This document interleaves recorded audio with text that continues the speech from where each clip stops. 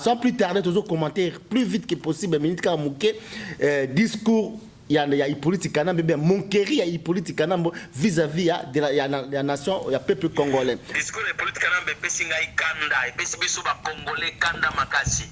Et puis si les amis à Moïse Katumbi à Mokili Mouimba kanda Kabila, tout le monde a déjà que Kabila a rejeté dialogue à Senko. Parce que Kamel parle pas qu'il n'y aura pas des voilà. Baza ebele na ebele ya ba généraux na ba colonel rwandais wa tondisi na armée na biso bango nyonso ba kokombama. En tout cas, tous en a kanda makasi. Et puis, on a sepelé parce que le peuple a comprendre. Peuple, il faut y avoir droit à bafoué à pouvoir avoir. Kabila doit mourir afin que Batounaïno se tourne avec tout le monde. C'est comme si lui, il n'est plus de l'opposition, soit disons à Zoloba. Alors qui c'est clairement que ce n'est pas un opposant, c'est un kabiliste, il est dans la majorité diabolique du Kabila.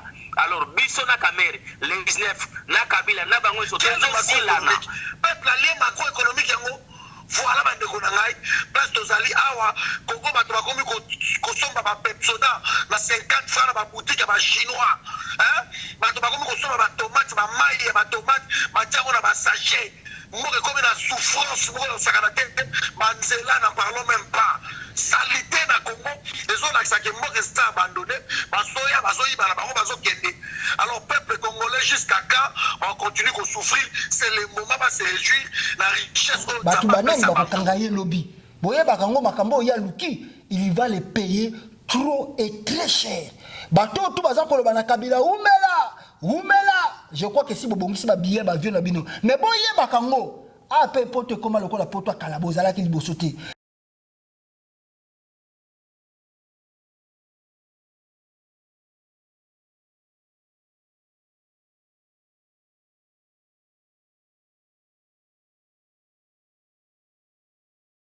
État d'esprit, Toza Awa, n'a papa Evariste en téléphone à partir à France, n'a pasteur Joël Konde, les amis de Moïse Katumbi. Donc je vous signale que Claude Moutima, ce n'est pas un membre de les amis de Moïse Katumbi, mais Claude Moutima c'est un journaliste, je fais mon travail.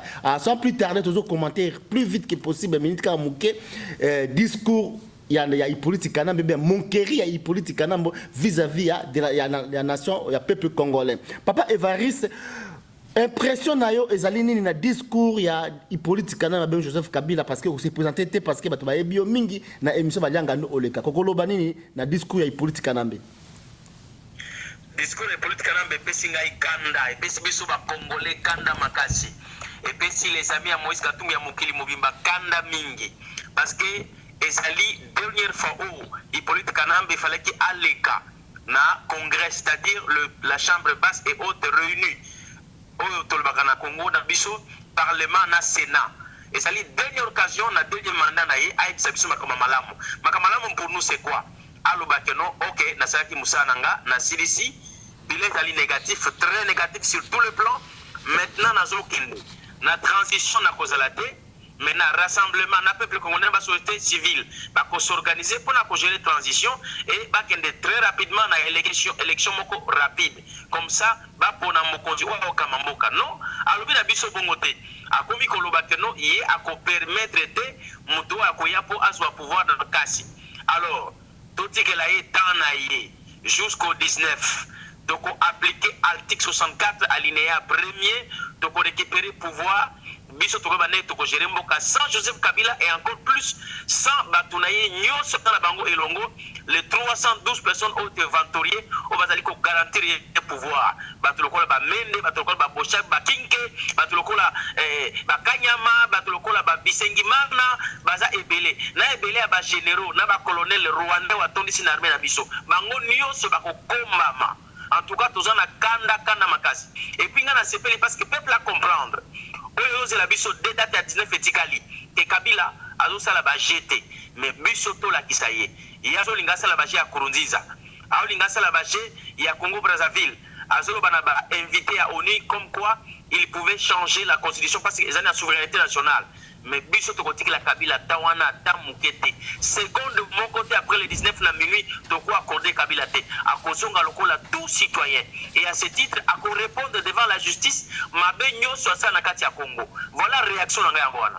Mais papa Évariste na raison minute minute parce que mais il a dit que il va vous donner les cadeaux, un cadeau de l'élection, c'était un cadeau pour vous que Hippolyte Kanambe va vous offrir. Donc bobo cadeau ana. Encore une fois, aza ko prouver qu'azo tambouisa biso na nenga république bananière.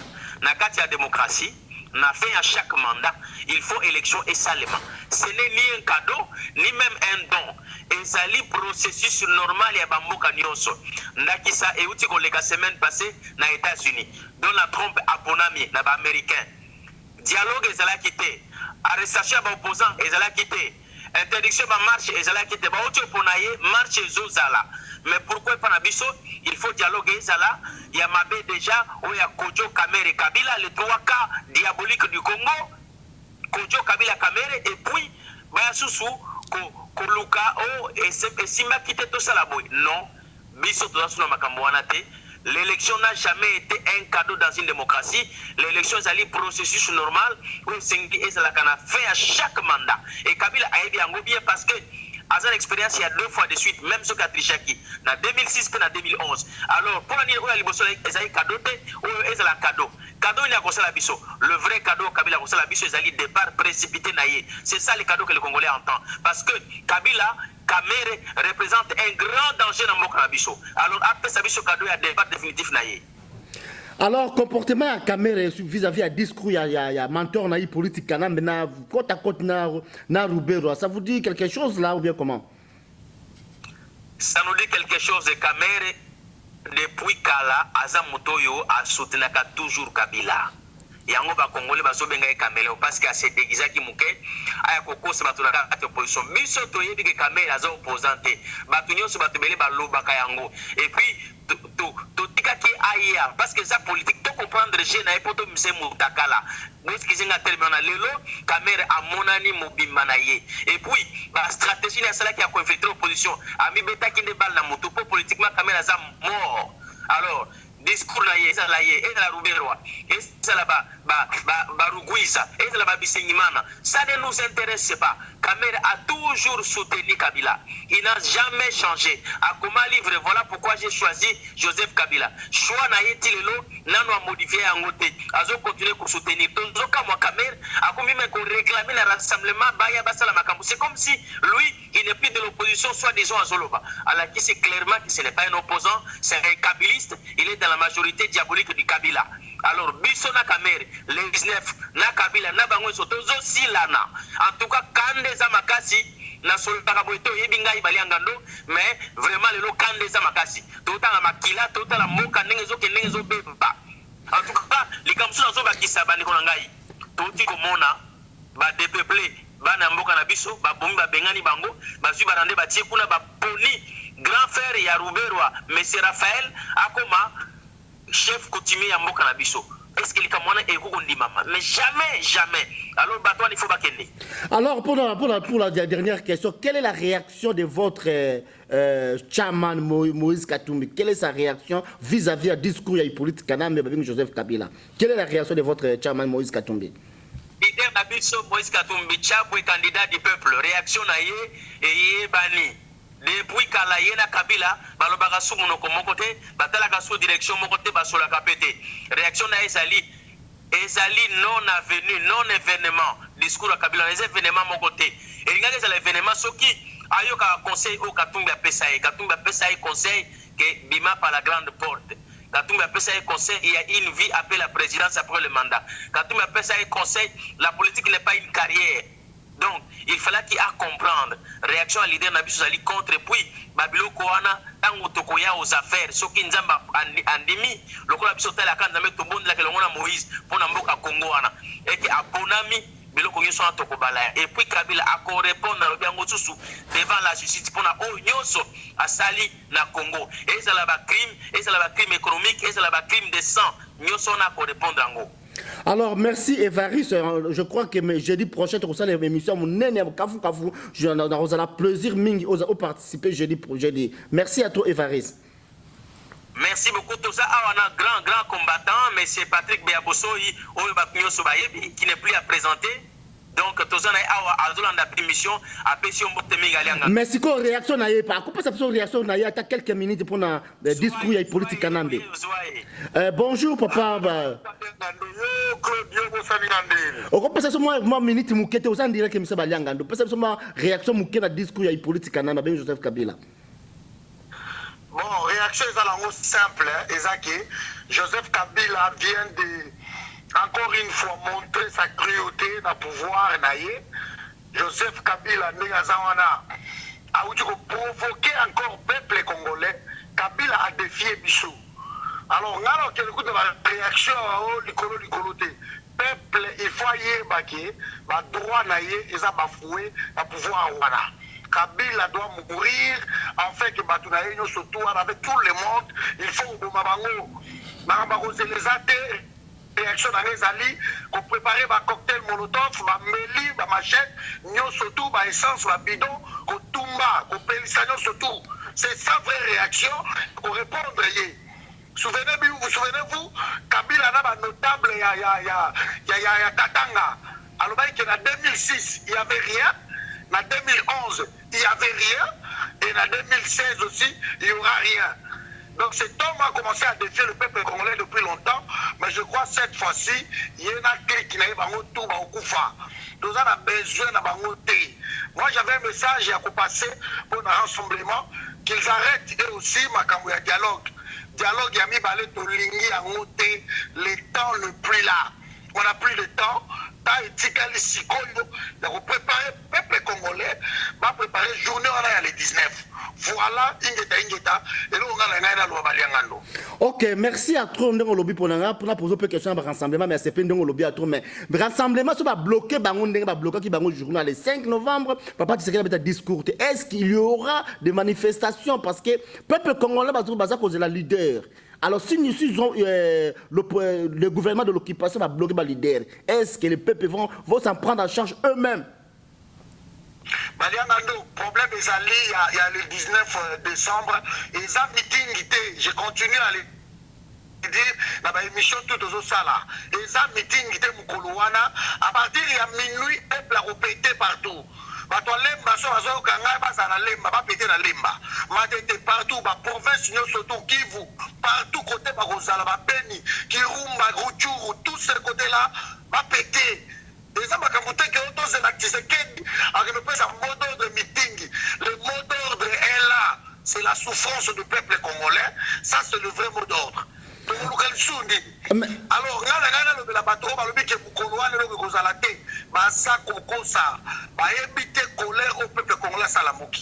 Donc, rassemblement, encore une fois, je continue, je réitère, que Batika Makambouya, Tolingi, résolution 2277, on n'en a plus besoin. Résolution Wana, et au Salema, à partir il y a le 20, wana le tokotala bana mboka basangana pour sa transition pour la élection. Mais pour l'instant, discours il y a retenir le 19 Kabila il faut pas koufa koboma basowe bon nous quand même aider kojo place à il faut bomae donc koboma batu wana nyoso tout koboma bango est important parce que na Congo il faut tuer ceux qui tobomite mobulu. Voilà, et donc la loba, donc on dit que Matata Ponyo parle de bilan positif. Quel bilan? C'est le plus mauvais premier ministre que le Congo a connaître Tilelo, parce que c'est là qui Kengo vous demandez qu'on mène. Le nom Matata Ponyo a détonné Kengo. C'est le plus mauvais premier ministre. Le plus grand voleur a détonné encore Mouzitou. Donc c'est le plus grand voleur. Alors nous allons continuer dans Bango Tinasuka. Donc peuple place à Zali Falamuka. Aébake, assis sa classe, Azela Foufou pas maman d'ailleurs.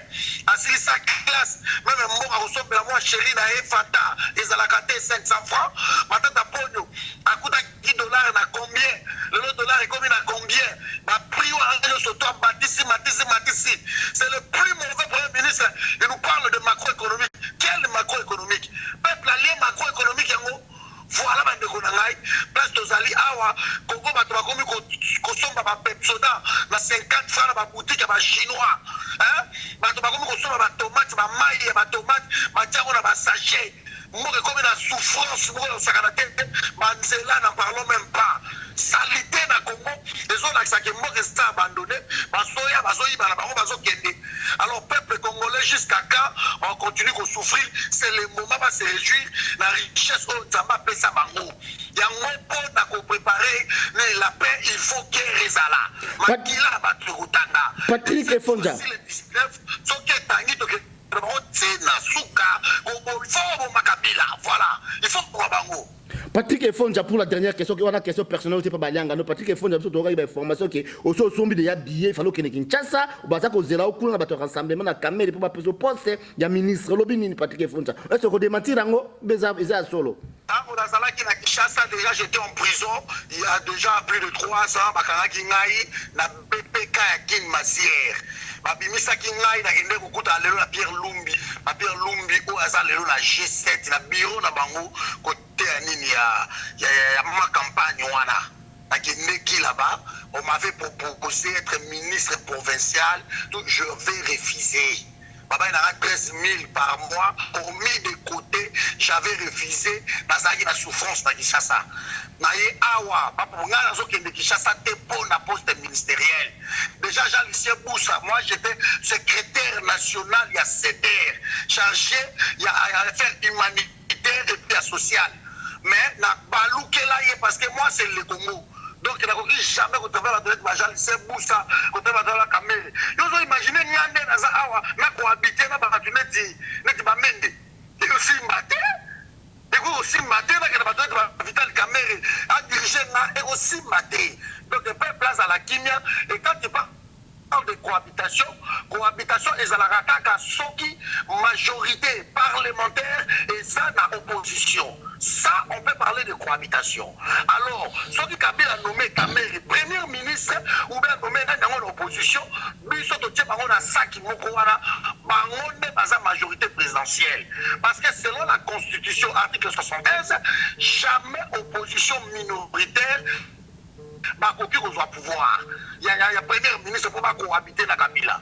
Et ça va mensonge. Alors constitution est déjà violé. Nata oyo bakei que non opposition à kozwa primature. Alors au niveau na défenseur à peuple na koki jamais kokende makambo ya soki nous aura poste en qui na wapi. Ba comme na 1 mois na zo poste pour travailler 1 mois alors que ta ezo zelanga ebele. Bako kende Kamere faut bomae parce que bazo kangai Kamere doit mourir, Jean-Lucien Boussa doit mourir, José Makila il doit mourir, tout ce monde là il faut bakoufa mbalo il faut frapper par l'exemple. OK. On est là dans banana Kamere usakanate discours ya Kabila le ça non événement et talibisoté il va mourir na Congo. OK. Il va mourir. OK, merci à toi Patrick Efonja, merci à toi Évariste.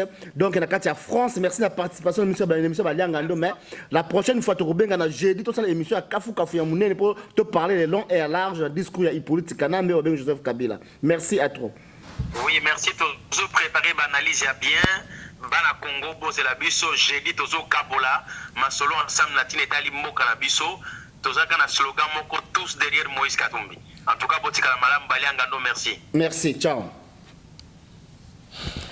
Donc, pasteur Joël Konde, tout ça, on a fait autre Kolanda, Babengi na France, Babengi Patrick Efonja, Balobaki Razo Kende Paris, Razo Kende Kinshasa, Basombele de habillé, faut qu'il y ait 23 à démentir, la moyo yoki on a bateau Balobaka, Bakritikaka.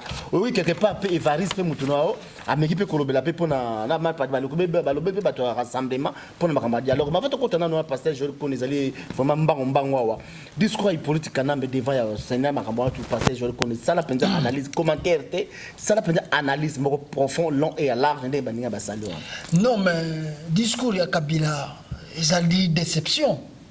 D'abord, parlons vraiment de la politique. Ils ont une grande déception aujourd'hui devant une nation, une grande nation comme le Congo. Discours de Tukoyoka. D'ailleurs, nous le disons tous les jours, Kabila n'est pas compétent de tenir un pays comme le Congo. Donc, son niveau intellectuel est trop bas, il y a qu'à diriger le pays le Congo. Donc, Congo et le Kélakaï Mounene a baraté là où commencer, là où finir. Alors, mon discours, je crois que tout le monde a suivi.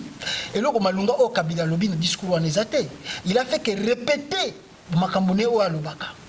Il a dressé son bilan. Il a commencé d'abord par une minute de silence pour na ba mort bazali ben et que lui dit que ba mort wana ba émission spéciale toujours parler car donc quelques minutes pour nous un peu décortiquer discours politique kana mais ba politique kana be auto ko sakana ba congolais auto ko bamba ba congolais auto ko lo ba makam o mutema ne linga lo baka ke no adveke pour oyo kuya iya donc à côté à pouvoir parce que boyo qui a bien économie premier ministre mais tant que journaliste balianga no état d'esprit parce que je reconnais au rolobani na discours politique mais parce que ba point nécessaire prise wana ils allaient belé parce que mais quand koloban parce que alobi que Congo comme réunifié ils allaient réunifier parce que je reconnais. Bon voilà, au début de son discours Nélanda Koloba, il a commencé à parler de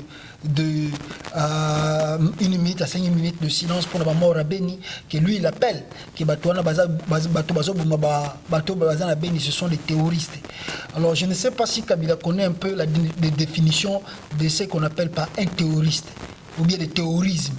Donc je crois qu'il y a tanga batla suanate donc pour naïe tanga yoga kamo terroriste azo kanisa ki babilo ko ne zo na Nord Kivu bena Beni eza ba terrorisme, c'est pas le terrorisme là-bas. Tout ce qui se passe au Nord Kivu eza ba G ya Kabila. Ça nous le disons et nous tenons ferme sur ça.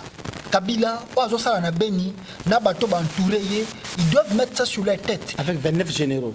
Na ba 29 généraux na bango, ils vont payer ça. Un jour, Kabila va payer Oyo Nyonso Baza Kosala na Beni parce que Oyo Benga terroriste, c'est lui le premier terroriste de la République démocratique du Congo. Avec tous ces bandes-là, on va entourer, Baza ko accompagner na massacre wana, na saccage Baza Sala na la République du Congo. Donc les qui discours. On a bandaki on a discours n'a passé à 5 une minute ya Beni. Ya on a zo bané ya tanga zo benga ba terroristes, ce sont pas des terroristes, c'est ça ba batunaye o ya tinda ka basa biloko wana. Et de deux, to leki na deuxième point, il y a alobanda bandi ko lo makabi ma mbebele. Voilà.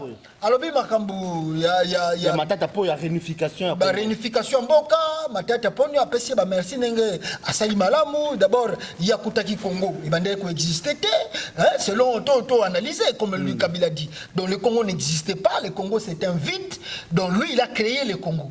Aux hommes on a un discours à Kabila, Kabila a créé le Congo. Donc yangoana aza komi kumisa qui a banzele za partout le long na kata Congo soko kei ba transport kutu ko lobate kutu soko lobe mata ba avion ko matendengo lingi donc nyoso to lingo sa na Congo le loko sala parce que le Congo est comme le pays réunifié, plus moderne, oui. Donc on est quand même États-Unis. Donc na mukusa to ko lobake non Kabila a vivre na Congo té. Kabila ne vit pas au Congo. Parce que si Kabila vivait au Congo, il ne vit pas au Congo parce qu'il ne connaît même pas la vraie réalité de la population congolaise. Voilà le pourquoi je crois que tant que vandaka papier que non tout ça là qui boyna côté na secteur tout ça là qui boyna côté na secteur azuka ba papier wana tangi aye pas sali discours sans vérification. Parce que si c'est un président qui vérifie, mais le discours wana ako panzango yemoko ako bokango yemoko parce que les discours moko de la vraie honte. Et puis de deux, papa, toi tu es un chef de l'État, tu fais le discours de l'État de la nation devant Congrès et il n'y avait pas simplement le Congrès, il y avait des ambassadeurs dans la salle. C'est-à-dire, moi, parti à la communauté internationale, Bazaki n'a pas de salle. Mais vous amenez les gens qui vont commencer à chanter dans la salle. Mais vous jouez avec la politique ou bien comment? Vous jouez vraiment avec la politique ou bien comment? Oumela, la Katia salle. Bis. Le président de la République s'adresse à la nation et il sait bien que son discours est à côté de la Nakatia Mboka Pena Libanda, Batbazo Senge bis et lui avec beaucoup de courage. Ajupé, Azongeli bis. Mais tu vois que. Donc, tu sens que non, nous sommes vraiment dans la position où il y a faiblesse politiquement quoi. Donc parce que je crois que le mingi mais alobi aboy ingérence mais dans le monde Rwanda na Uganda bazana bazako ingérer Congo. Pourquoi ingérence y aboy banane? L'ingérence que lui il parle dans son discours, ezali parce que la communauté internationale bazali koyebisaye basotia pression. On lui dit, on lui rappelle paisément et respecte la constitution. Donc charge d'occupation. Voilà, respecte que le 19 décembre tu pars dans la paix. Il y a bien une ingérence. Oh, mais quelle ingérence toi tu as fait? D'abord 5 ans, il y a il y a transition basala. Plus 2 fois tu as fait ton mandat 15 ans. Aujourd'hui on te rappelle que non, tu dois respecter la constitution et comme ingérence. Et puis papa, le même chose aujourd'hui dans l'état de la nation, je dois dire au peuple congolais, et zali même makambo a yebisaki batu ya Nations Unies tant bakindai ko kutana na ye, n'est-ce pas, le 11 le 12. Voilà, taba kutana kinaye même au makambo yebisaki bango, abisi bango parce que lui il a demandé même nini na ba envoyer wana ya Nations Unies que ezala kutumba la suka bayaka na Congo quoi.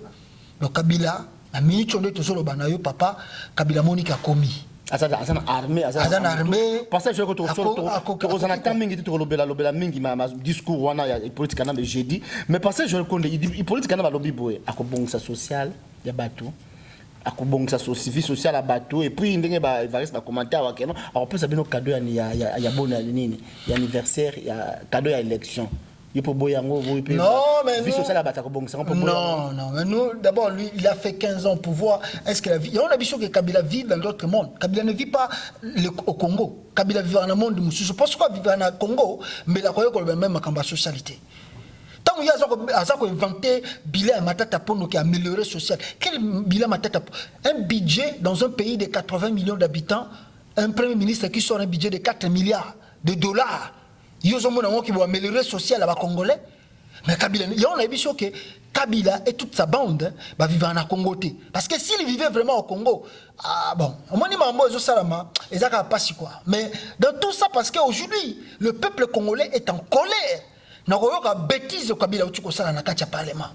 Bon, na moni bato bazo ko ganga umela ba bazo songo lokola black. Moni bato ba politicien Congo ya kala, den abisa kayo. Si Dieu fait grâce, il faut laver toute la classe politique là. Bon, ngana ebisaka batu. Omoni, il faut to comme un esprit kaka japonais.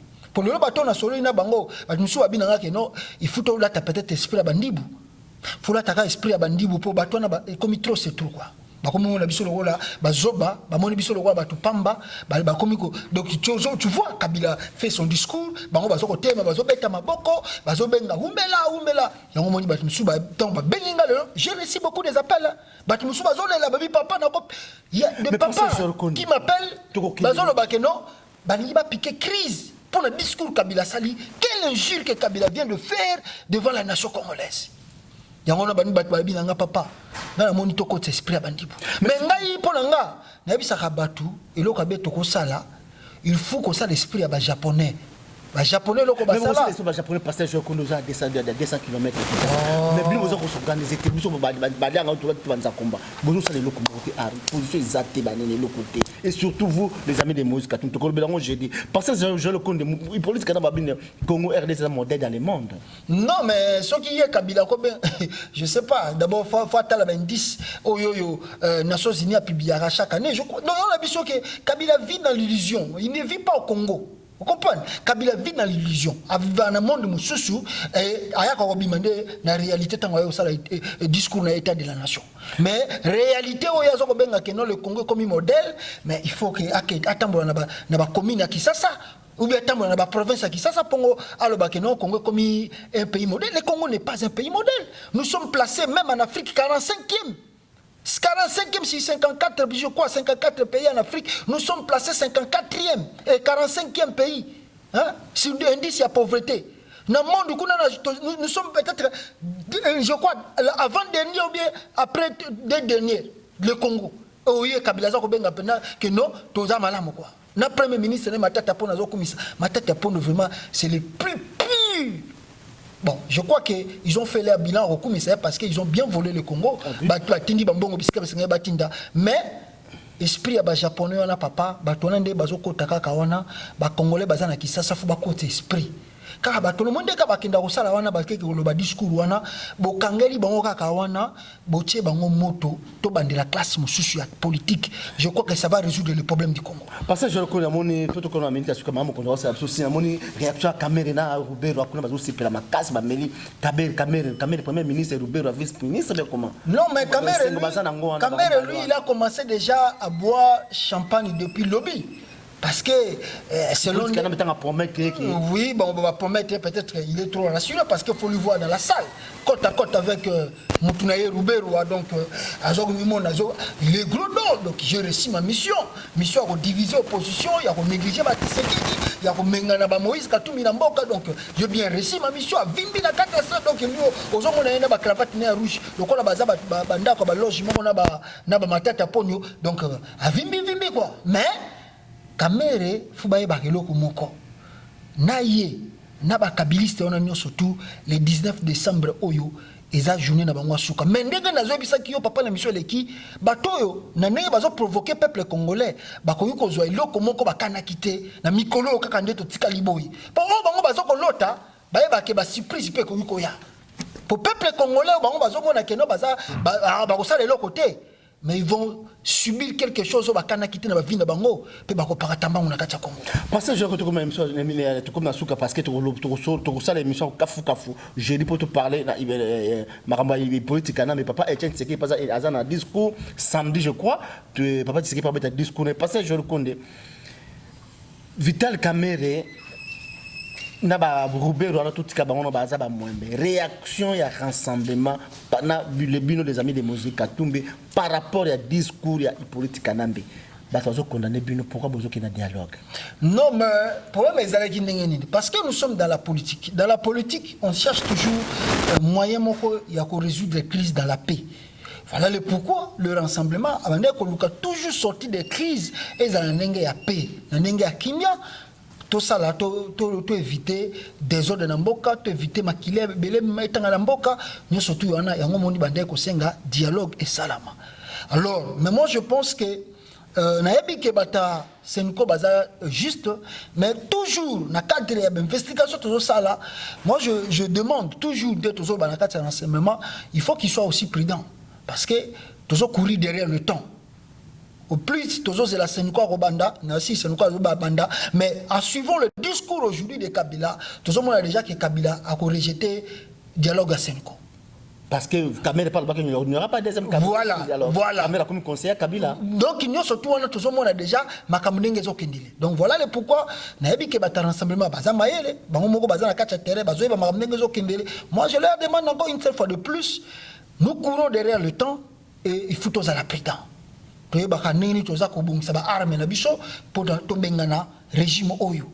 Donc yango moni discours wana l'honorable Francis Kalombo abimi atindeli ngango déjà que je salue là où azali que rassemblement lobby nyo surtout Kabila lobby etalika kaye. Il y a lobby que non biso ba rassemblement de bazoko bimisa batu na balabala bazo bomasa batu. Mais mutaza na minduki c'est lui qui tue c'est lui. Aujourd'hui quand on va réclamer des crimes Kabila Azosala, on va lui condamner. C'est lui qui sera en prison pour la biloko tout basa sala.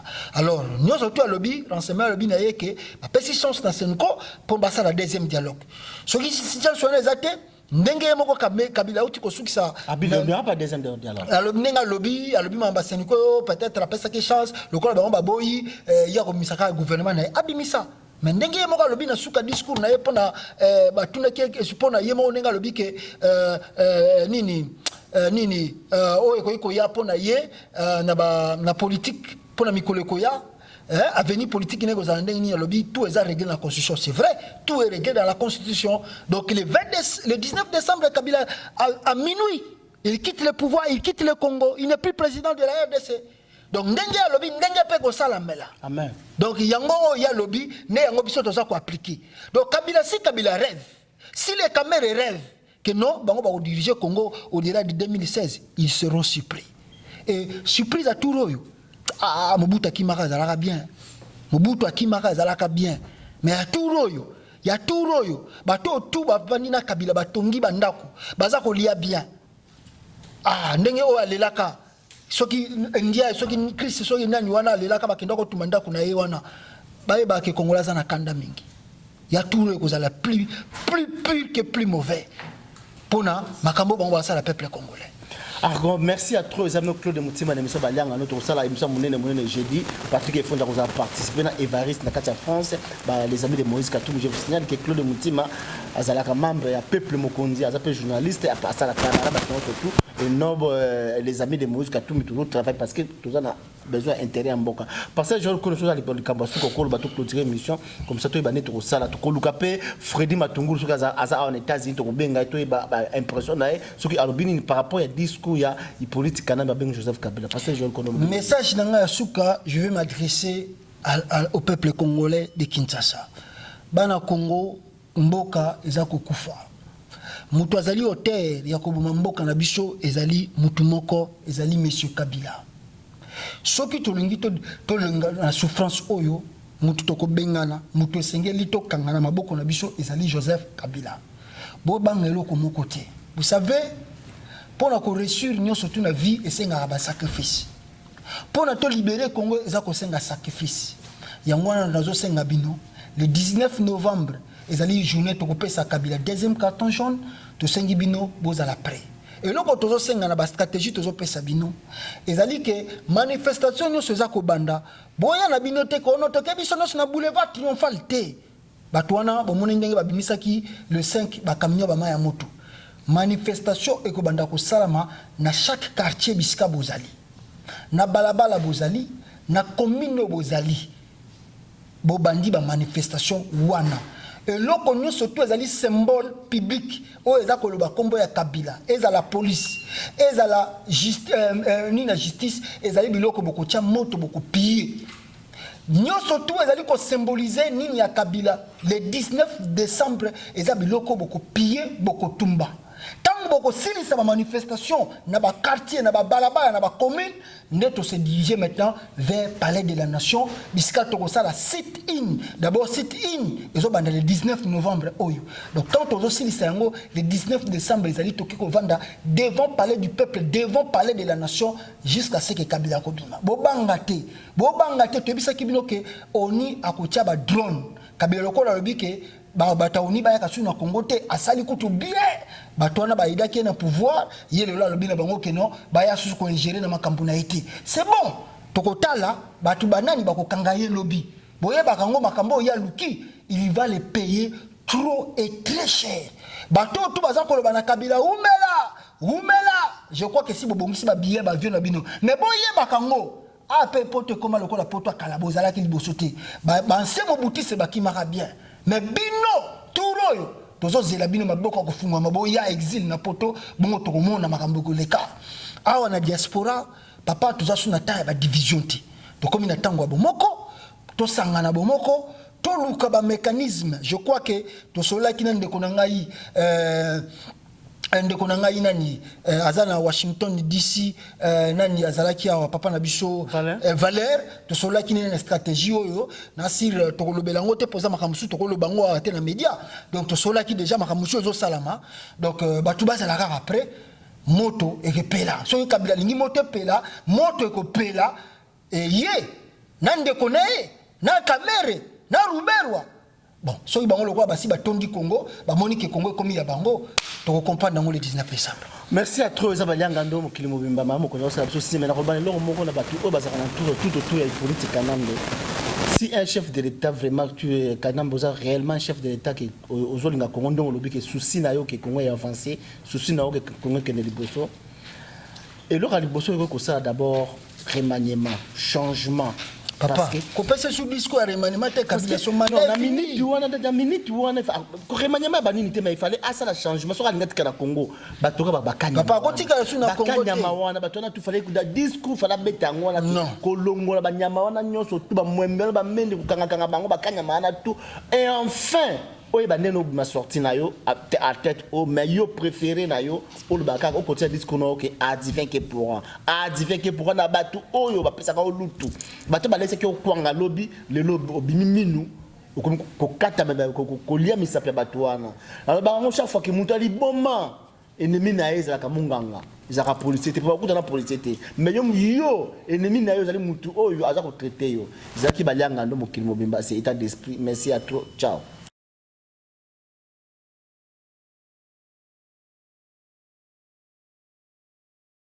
na tongo lelo. Fana ma de hoje. Tango yoso besuki. On t'a fait la Bisika nzamba ngali récupérer. Bon, on va musiko bisika ngana. Amen. Là où j'avais dit que c'est fini pour moi. Bisika na rolé là. Na komi ko zaba idée kuna zonga nga kisasa. Bisika na nzamba ndaye ko sala. Et j'ai dit ce matin. Quelle situation nous avons que suki. Situation de bisika bandi yango. Nzamba récupérer situation là. Côté a changé le comment. Amen. Crois avec moi bien-aimé. Rien n'est impossible à celui qui croit. Si tu crois bien-aimé, tu verras la gloire de Dieu. Tu verras le changement. Tu verras la restauration. Amen. Nzamba memanga na mboka etasi na futa billet avion. Nazwa visate. Na mekene na ba papier pamba. Nazoleka bazobanga na l'équipe Paris, na l'équipe na Charles de Gaulle, nazoleka. Tina na JFK aéroport et Amérique New York. La qui dit bien-aimé dans le Seigneur. Bien-aimé, tu crois pas. Parce que c'est Dieu. Rien n'est impossible. Amen. Crois seulement. Et je répète encore une chose. Ne te limite pas. Parce que tu as limité ta vie. Quand c'est bloqué, tu es quand la bénédiction est en bête, tu peux freiner la bénédiction de Dieu. Mais j'ai dit à une personne ce matin, ce n'est pas encore fini. Même si tu es en Angola, même la situation ne marche pas encore, ce n'est pas encore fini. Lelo le bakana yomoko nanu esilité là où Dieu m'amène nanu na comité na yebi ke bisika zo mema yo ça gloire ça élévation Dieu élèvera toujours na obisika na kanate. Amen. Amen. Et moi quand je priais un jour dans la maison nandaku nazo prier. Parce que j'ai regardé la pauvreté de la famille. Grave. Je plairais. Et Dieu me dit que c'est toi qui es la lumière de la famille. Amen. Et j'ai dit à Dieu, si c'est réellement ça, yo moko sama. Você faça. Et nous allons transformer ma famille. Il doit faire quelque chose. Alors même si dans la famille, ma famille est bloquée. Dans sa famille, la choix n'entend bien. Même si bandoki baloba bakana la famille. Quand je bouge falar. Mais à travers toi. Mais à travers você. Lumière n'enzambe ko mettre en kataba. A luz está na família. Bien aimé ko désespérité. Não fica desesperado. Biko désespérité. Não fica Et desesperado. pour terminer bien aimé dans le Seigneur. On a aussi ça bien aimé dans le Seigneur. Na osenga na yo, to osenga totanga na Ésaïe chapitre 43. Dans verset 19. Isaïe 43, versículo 19. Ésaïe chapitre 43. Isaïe 43, versículo 19. Dans verset 19.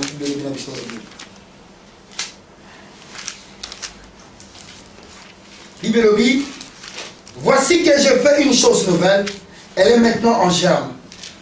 Ne la connaîtrez-vous pas? Je mettrai un chemin dans le désert et le fleuve dans la terre aride. Amen. Amen. Prophète Israël. La version d'Angaï balobi que voici je fais une chose. Ça dit c'est au présent. Que nazo sale loko mususu asika. Ce matin je dis à une personne. Zambe abandi makambo asika na yo. Amen. Amen. Comme Dieu commence encore une nouvelle chose pour cette église. Makambo asika et continue l'église. Amen. Et là il y a sika vie asika et bangi kat na l'église. Et vie asika pe et bangi kat na vie na yo. Bible ne se souvient plus des événements passés. Côté la société makambo et les cas. Battant les ici. Bapasi les ici. Minya ko la moni. La tonga le lo. Nzambe ko bisayo. Kota la moni suscité. Parce que Nzambe abandi ko sala lo kwa sika pati ya lelo. Na kati ya vie na yo. Amen. Et lo kwa sika e bandi. Vie ya sika e bandi. Dans mon monde. Na musala. Na makambo so sala. Na lobi na yo ko vie ya sika e bandi. Et puis lobi na biso. Le prophète Isaïe lobi. Est-ce que vous avez bien noté? Je mettrai un chemin dans le désert. Je mettrai na katina et sobe. C'est-à-dire bisika za ko kauka. Bisika ko simbate. Bisika o mai ko bimate. Mais Nzambe lobi na bisika ngele zate. O zo ezomonana te nzambe akotia nzela. C'est-à-dire pour dire quoi? C'est-à-dire pour dire à une personne ndenge nauti koloba ne limite pas parce que nzambe nde moto akotrace chemin. La bénédiction que je te parle, ce n'est pas ton problème, c'est le problème de Dieu. La bénédiction que je te parle, bien-aimé, ça ne te regarde pas de regarder à gauche à droite. Je ne te dis pas de regarder à une personne, je dis seulement de regarder à Dieu, parce que Dieu va mettre un chemin. Dieu va tracer le chemin là où le monde ne croira jamais. Amen. Amen. Dans la vie encore, bien-aimé, ça m'a compris qui ça. Bénédiction.